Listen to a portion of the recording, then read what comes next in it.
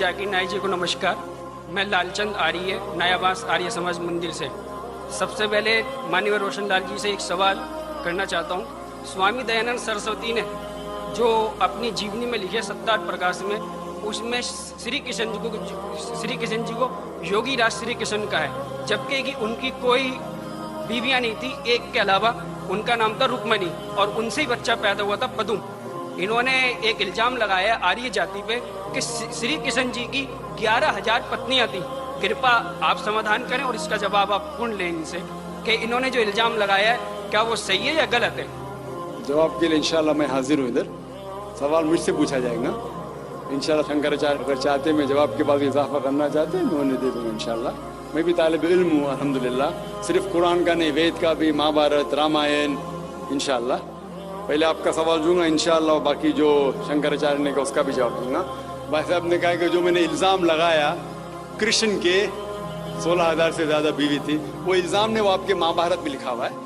और कृष्ण की एक बीवी नहीं, 8 बीवियाँ थे, 8 बीवियाँ थे, उसमें से रुक्मणी थी, 8 बीवियाँ थी।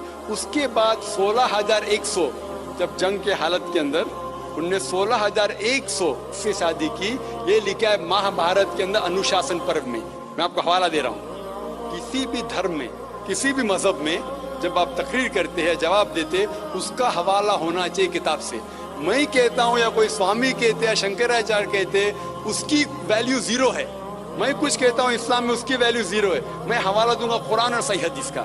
तो मेरे तकरीर में जितनी भी मैंने बात इस्लाम के मुतालिक की, उसका हवाला दी। चैप्टर नंबर सूरह माइदा, चैप्टर नंबर 5 वर्स नंबर 1, या सही बुखारी वॉल्यूम नंबर 4 हदीस 46। तो ये जो हवाला मैं दे रहा हूँ, ये महाभारत में लिखा हुआ है अनुशासन पर्व में कि श्री कृष्ण ने 16,100 एक साथ में, 8 पहले थे, तो वो 8 को जुड़ के कुल मिला के होते हैं 16,108। तो 16,107 में उन्होंने की, वो जंग के हालत में जब कई लोग मारे गए, तो उस हालात में तो ये इल्जाम नहीं, हकीकत है। अगर आप समझते ये गलत है तो आपको महाभारत में नहीं मानना चाहिए। और जो लोग ने अभी तकरीर की, मेरी तकरीर के बाद माशाल्लाह जब शंकराचार्य ने कहा और शुरू किया, उन्होंने पूरी तकरीर में एक अरबी की आयत की तिलावत की, आयत या अरबी बोले कलमे की तिलावत की, और एक संस्कृत की तिलावत की। और कई लोग ने जब उन्हें कहा ला इलाहा इल्लल्लाह मुहम्मद रसूलुल्लाह, जब उन्होंने कहा कलमे शहादत ला इलाहा इल्लल्लाह मुहम्मद रसूलुल्लाह, बहुत लोग ने ये समझा होगा कि जो कह रहे हैं शंकराचार्य वो मुसलमानों को बहलाने के लिए कह रहे होंगे।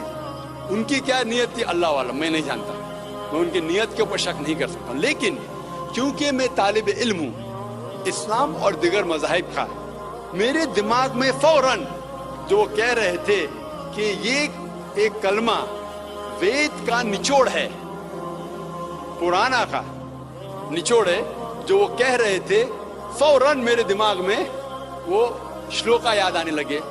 और शंकराचार्य बिल्कुल सही कह रहे थे। उनकी नीयत क्या थी अल्लाह आलम, लेकिन वो बिल्कुल सही कह रहे थे कि अगर आप हिंदू मजहब की किताब पढ़ेंगे, उन्हें सही कहा कि हिंदू मजहब, ये नाम जो हिंदू है ये ब्रिटिशर्स ने दिया है, अंग्रेज लोग ने दिया। ये हिंदू लफ्ज जो है अंग्रेजों ने दिया है, सही नाम होना चाहिए वेदांति से सनातन धर्म। ये हिंदू जो नाम है ये हिंदुइज्म अंग्रेजों ने दिया।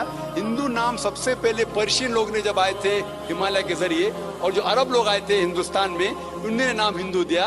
और आप इंसाइक्लोपीडिया ब्रिटानिका में पढ़ेंगे वॉल्यूम नंबर 20 रेफरेंस नंबर 581, उसमें कहा गया है कि Hinduism is a group of beliefs for people living in India. तो हिंदुइज्म जो लफ्ज है ये अंग्रेजों ने दिया है, सही लफ्ज होना चाहिए सनातन धर्म। और बिल्कुल सही है कि सबसे ऊंची किताब हिंदुइज्म में वेद और उपनिषद पुराना।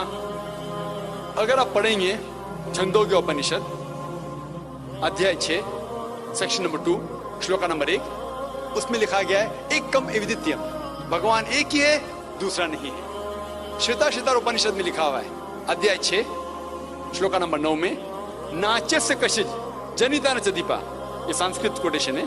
इसके मानी होते कि उस भगवान का कोई रब नहीं है, ना कोई वालिदैन है, उसका ना कोई पालने वाला है, ना वालिद है ना वालदा है। आगे आप पढ़ेंगे लिखा हुआ है श्वेताश्वेतार उपनिषद में अध्याय 4 श्लोका नंबर 19 में, न तस्य प्रतिमा अस्थि, उसके जैसा कोई भी नहीं है। और सारे किताबों में से जो सबसे ऊपर किताब है जिस तरह शंकराचार्य ने कहा वो है वेद। और 4 वेद है, ऋग्वेद, यजुर्वेद, सामवेद और अथर्ववेद। यजुर्वेद में लिखा हुआ है अध्याय 32 चैप्टर नंबर 32 श्लोका नंबर 3 वर्ष नंबर 3 में लिखा है न तस्य प्रतिमा अस्ति, उसका ना कोई अक्ष है, ना कोई बुत है, ना कोई तस्वीर है। उस भगवान का ना अक्ष है ना तस्वीर है। और आगे लिखा हुआ है यजुर्वेद में अध्याय 40 श्लोका नंबर 9 में अंधात्म प्रविशन्ति या असम्मुति उपास्ते। अंधात्म मतलब अंधकार, प्रविशन्ति मतलब अंदर जाना। वो लोग अंधकार में जा रहे हैं जो लोग असम्मुति की पूजा करते हैं। असम्मुति मतलब कुदरती चीजें, हवा, आग, पानी। जो लोग कुदरती चीजें की पूजा करते हैं वो अंधकार में जा रहे हैं। और आगे श्लोका कहता है कि वो लोग और गहरे अंधकार में जा रहे हैं जो लोग संभूति की पूजा करते हैं। संभूति मतलब बनाई हुई चीजें, मतलब टेबल, चेयर, गाड़ी, बुत, ये जो बनाई हुई चीजें हैं उसकी अगर पूजा कर रहे हैं तो और अंधकार में जा रहे हैं। और आप पढ़ेंगे ऋग्वेद, 4 वेदों से सबसे ऊंचा वेद है ऋग्वेद। ऋग्वेद में लिखा हुआ है जिल्द नंबर 1 बुक नंबर 1 किताब number 1 him number 164 shloka number 46 एकम सत विप्र बहुधा वदान्ते, जिसके मानी है सच एक है, सच्चाई एक है, भगवान एक है। और संत लोग भगवान को मुख्तलिफ नामों से पुकारते हैं लेकिन भगवान एक है। और जो उनने संस्कृत में श्लोक पढ़ी वो आदि श्लोक थी, पूरी श्लोक में पढ़ूंगा इंशाअल्लाह। वो श्लोक जो उन्हें पढ़ी वो ब्रह्म सूत्र है, हिंदुइज्म के ब्रह्म सूत्र है। एकम ब्रह्म द्वितीया नास्ते, आदि पढ़ी पूरी है। एकम ब्रह्म द्वितीया नास्ते नहना नास्ते नास्ते किंचन, जिसके मानिए भगवान एक ही है, दूसरा नहीं है, नहीं है, नहीं है, जरा भी नहीं है।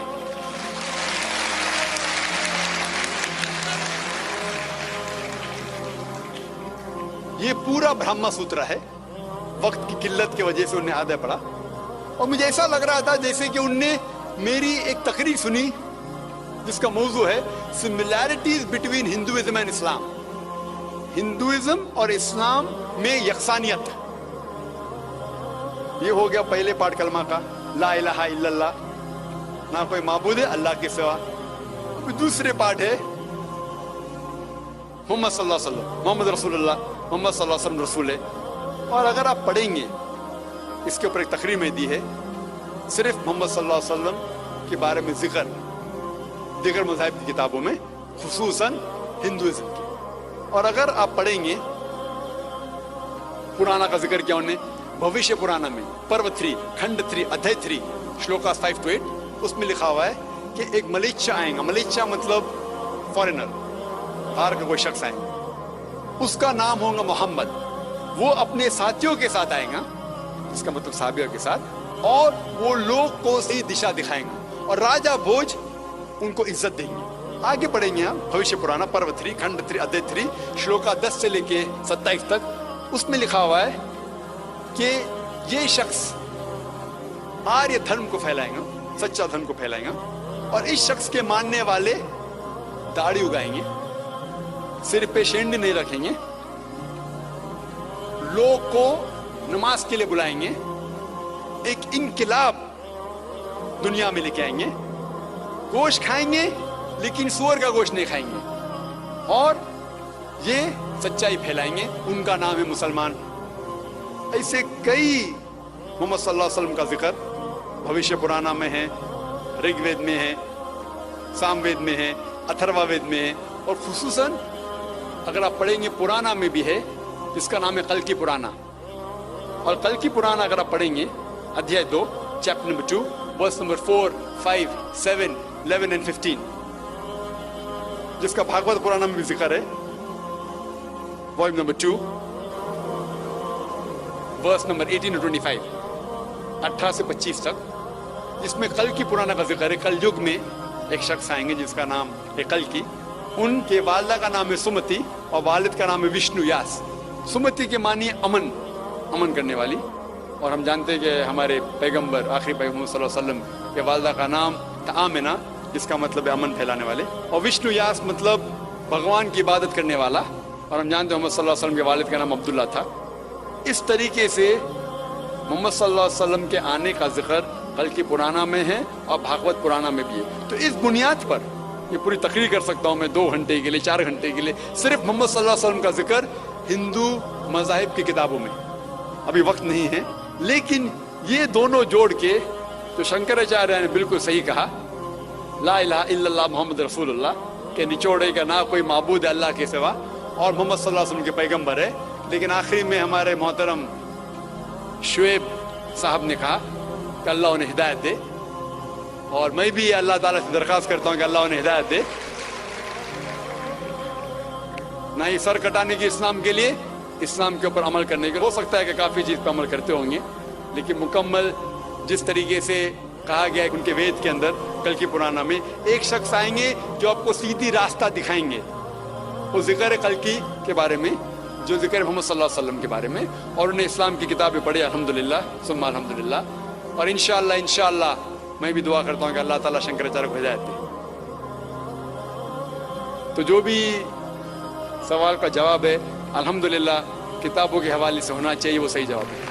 बिस्मिल्लाहिर्रहमानिर्रहीम। अस्सलामु अलैकुम दोस्तों, मैं उम्मीद करता हूँ कि तमाम अहबाब खैरियत से होंगे और ईमान और सेहत वाली ज़िंदगी से मुस्तफ़ीज़ हो रहे होंगे। अल्लाह ताला तमाम मुसलमानों को सेहत और आफ़ियत वाली और ईमान और इस्लाम वाली ज़िंदगी अता फ़रमाए। दोस्तों, उम्मीद करता हूँ कि आपको हमारी वीडियो पसंद आई होगी। बहुत ही खूबसूरत वीडियो थी। मैं कोशिश करूँगा कि ऐसी ही खूबसूरत वीडियोज़ लेकर आपके लिए हाज़िर होता रहूँ। ऐसी ही खूबसूरत वीडियोज़ के लिए और ये पैगाम आगे लोगों तक पहुँचाने के लिए हमारे चैनल को सब्सक्राइब करें और हमारी हर वीडियो को शेयर कर दिया करें, ताकि ये पैगाम हर मुसलमान को पहुँच सके। तो उम्मीद करता हूँ आपको हमारी वीडियो पसंद आई होगी। आपसे दोबारा एक नई वीडियो के साथ मुलाकात होगी। तब तक के लिए अल्लाह हाफिज़, अल्लाह निगहबान। अस्सलामु अलैकुम।